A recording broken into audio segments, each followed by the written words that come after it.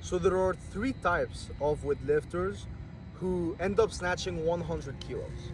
And this both applies to men and to women. Before I get into this, there's always exceptions to every single rule, but exceptions do not make the rule. But I want to truly make an emphasis on one exception.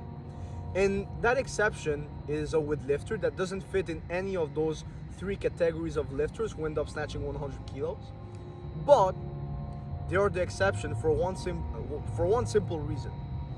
And it's that they're delusional.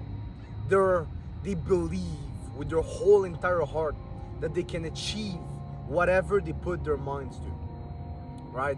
Whatever they're like, I want to do this, they know they're gonna get it, right?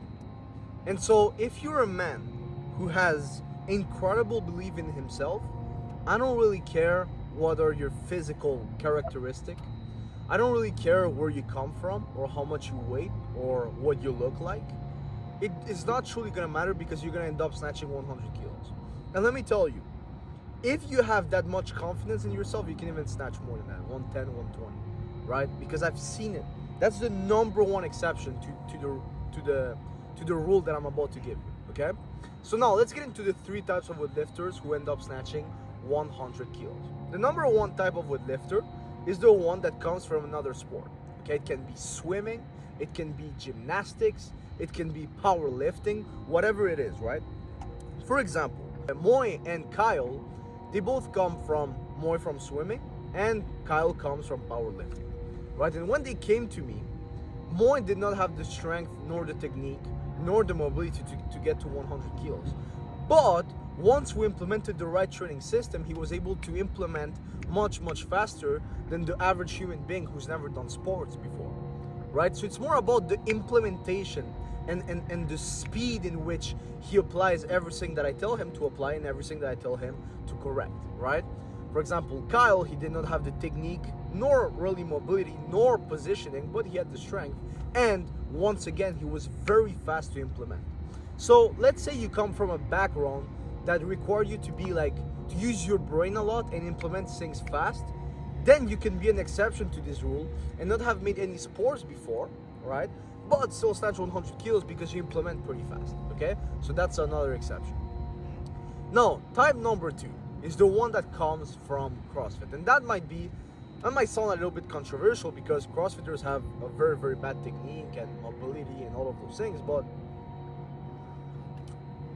once again, they already have the conditioning, they already have the strength, they already have, that hard work and that truly discipline that is required in weightlifting, because weightlifting is a very detail-oriented sport.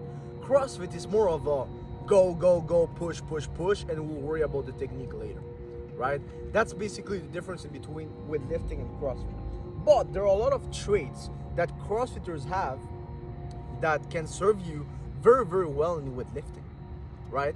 Like, for example, once again, is conditioning. So, for example, if I put 5 sets of 5 reps to a weightlifter, including me, I'm gonna die of cardio, bro. I'm not able, I'm gonna be able to do it, but I'm gonna be dying. But if you put that to a CrossFitter, it's just yeah, whatever.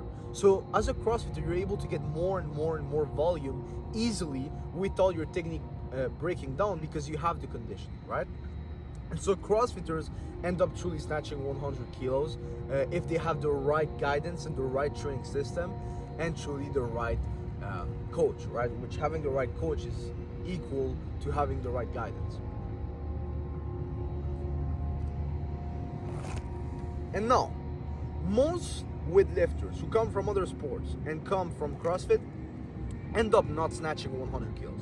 For most of them, right? Because 100 kilo snatch, it's something reserved to a few people that have the mindset and that have, number two, the correct guidance, okay? So I'm not saying that if you're a CrossFitter, you're gonna reach those 100 kilos because most of CrossFitters do not snatch over 100 kilos, but still, your probabilities of achieving it, if you have the right guidance, increase by a lot. And now, the third type of weightlifter, and this really ties into what we were talking about. The third type of weightlifter who ends up snatching 100 kilos is the one that has a coach that has already achieved what he wants to achieve and that has already helped others achieve what he wants to achieve, right? And so it's extremely important that that type of lifter has a coach that truly understands what it is to snatch 120, 130, 140 kilo snatch himself, so he can truly teach others how to do the same.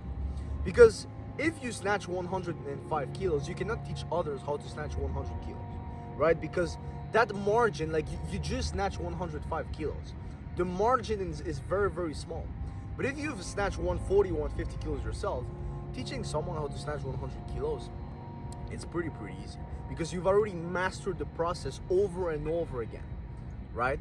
And so it is extremely important that you get the right guidance in whatever type of lifter you are. Having the right guidance, the right coaching, and the right constant feedback, right? So if you're looking to add 25 to 50 kilos to your total with the right guidance and the right training system, I have 2 spots left on my one-on-one coaching, because I'm only able to take 20 lifters one-on-one at the time, simply because, you know, I have just so much time during the day. And I'm truly looking for 2 lifters that have the mindset. I don't care if you come from sports or not. I don't care if you come from CrossFit or not. I don't care whether, you know, like what's your body weight or what's your height. I'm just looking for you to be ambitious and that you have the mindset. And if I see that on our call that's the case, or on the Instagram DMs that's the case, I will take you on inside of 32 method. All right, so see you guys on the next one, and good luck snatching 100 kilos.